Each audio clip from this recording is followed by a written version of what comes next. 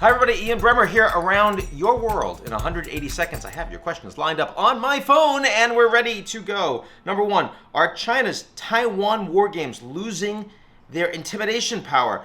No, I wouldn't say that. I would say that the response to a President Tsai meeting with Kevin McCarthy in California, where no real news was made as opposed to a trip to Taipei, is not as provocative, and so therefore China's response is not as provocative, and that was true both militarily, diplomatically, and economically in terms of like very limited sanctions. I think they're hitting like the Reagan Library and the Hudson Institute. Not a big deal. In other words, not meant to overly escalate, and I think that's good news on both sides and what's otherwise not a very functional relationship politically right now. What's the fallout from the Pentagon intelligence leak?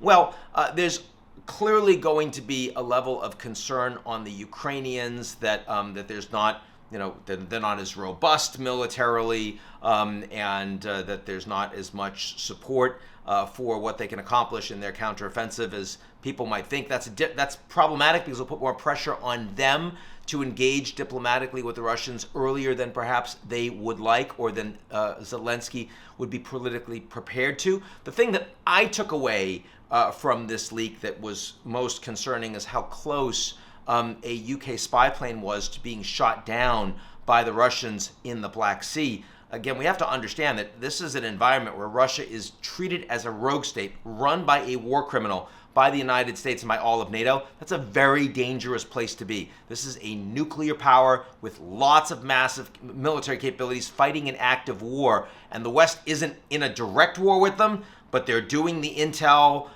they're training the troops, they're providing the weapons, and there's lots of ways this could go very, very badly. We need to recognize that we are closer to that kind of a problem than we might otherwise think. The Good Friday agreements turned 25 this week. Is Brexit making it harder to achieve peace in Northern Ireland? Well, I think it was when Brexit was first put into place, and because people like Boris Johnson were playing politics around whether or not there would be a hard border between Ireland and Northern Ireland.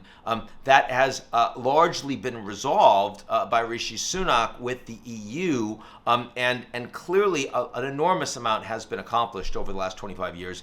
Living in Ireland and Northern Ireland is nothing like it was during the so-called time of troubles, and that's a good thing, and I'm glad that we can celebrate that anniversary as opposed to, for example, the anniversary of the war in Iraq, which was devastating for pretty much everyone involved. That's it for me. I'll talk to you all real soon.